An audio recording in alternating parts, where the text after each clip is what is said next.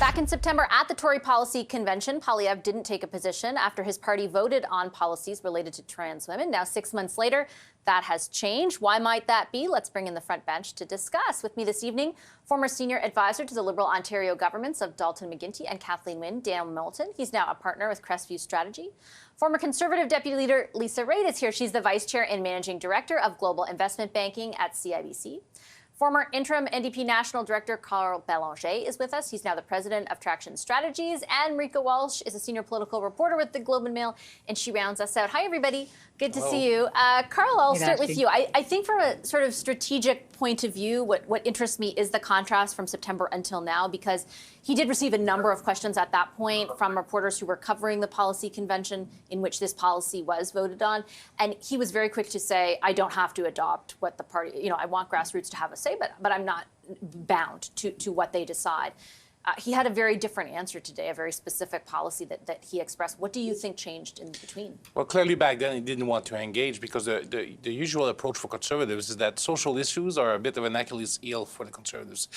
Abortion, same-sex marriage, and now trans issues are at the forefront. But the way that Danielle Smith brought this issue forward, and I think she's the reason why we're still talking about this, led to a lot of data to come out. And on some of these issues, you see that the majority of the voters are maybe not as far out there as the Liberals would like to portray the Conservatives.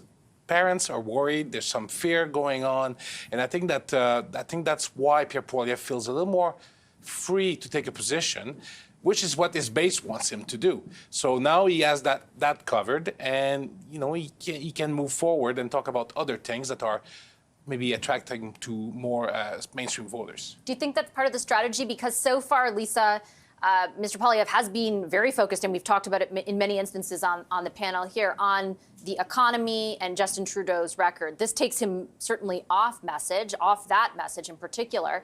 Is it to kind of put it to bed? And do you anticipate that he actually will be able to, given the reaction it does generate? I think Carl's bang on. I think getting this out now before we hit some other instances of the question being put to different people in the world is what's going on here. And I guess I would just spotlight the fact that, in the Summer Olympics that are coming up this year, you may actually see this debate take on a fuller, I guess, point in the universe where people are talking about it more and more. And as a result, here can just say, look, I said this many, many months ago. This is where I stand on it, and my position hasn't changed. And then move on to something else. Do you think, Dan, that his opposition in the Liberals and the NDP will allow, or do their best, I guess, to not allow that moving on to take place?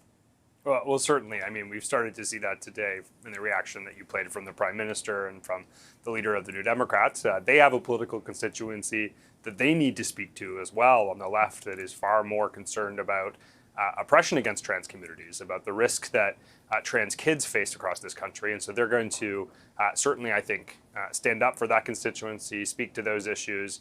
But more than anything, I think they'll try and use this as a political tool to tie Pierre Poilievre to the American right wing. This is an issue that has been championed by far-right Republicans, by MAGA conservatives in the States, that they are going to be very interested in seeing tied to Pierre Poilievre.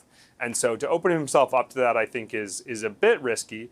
But Carl and Lisa are right. He couldn't have avoided this issue forever. At some point, he needed to clearly articulate his position on this topic. It is realistically something that his predecessors found quite difficult.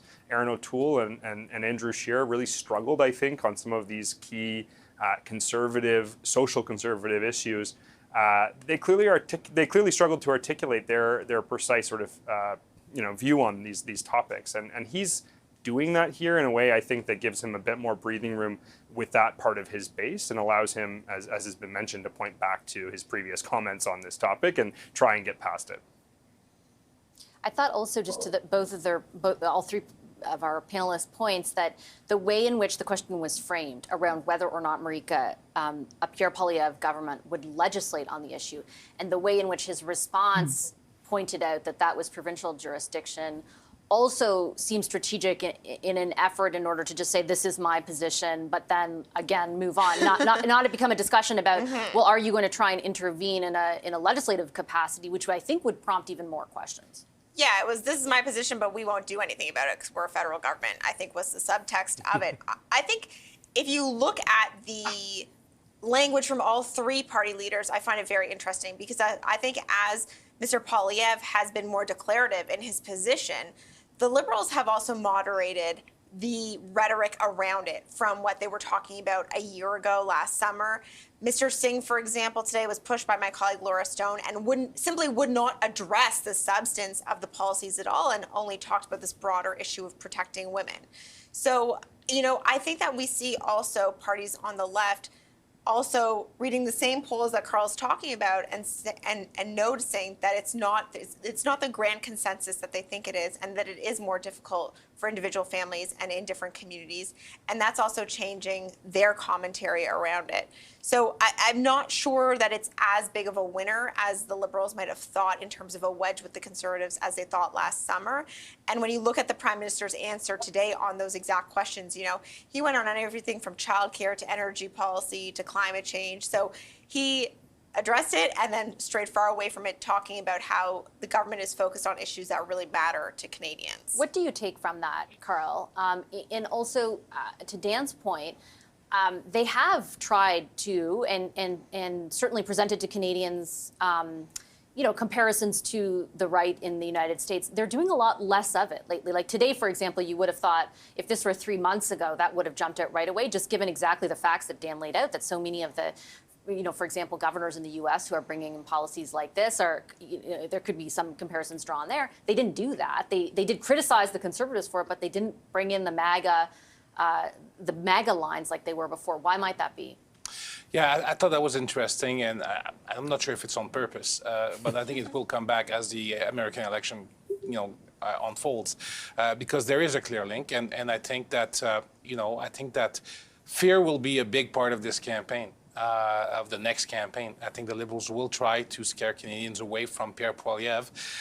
And funny enough, on this issue, fear is also what's driving Pierre Poilievre to take a position. Fear of the unknown, fear of you know, the trans kids and what could happen to women, what could happen to kids.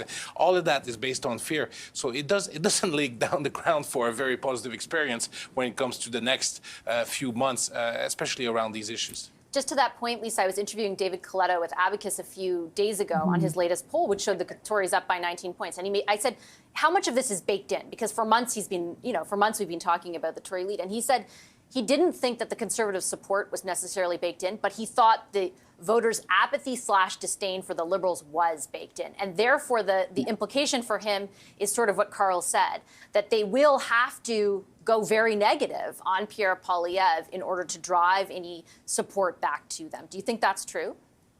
Absolutely. And I don't know if it's baked in against the Liberals, more so against the Prime Minister himself. He's the one that's getting the brunt, I think, of the criticism of Canadians. I also think that we have to be really clear on what Pierre was speaking to. He was speaking to trans kids in sports and trans kids in dressing rooms, male biological. That's the kind of wording he's using. He's looking at something very, very specific. It isn't about taking away trans rights writ large. It's talking about in specific cases where women's health or safety is in question. That's where he's weighing in. So you are allowed to limit rights in certain areas where there is a reasonability built in. And I guess he's taken the point of view, this is one in which you can actually indicate that it makes sense for women to have places to be protected.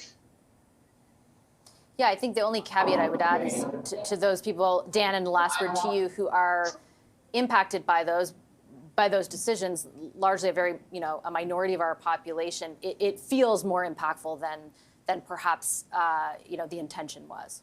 For sure. And I think the disappointing element of this is that Conservatives, people that are opposed to progress on these gender topics, tend to use very isolated incidents, very small number of cases, to exaggerate, I think, the impact on our society that these examples have. And I think that's quite unfortunate because it puts the majority, the people who are trans or transitioning, that aren't looking to create big cultural issues at risk, right? We're talking about kids in schools across the country that get bullied. We're talking about kids that are at a much higher risk of suicide than any other demographic across the country. And they're having this sort of attention put on them, and they're having this sort of cultural challenge sort of raised in a way that probably is without merit.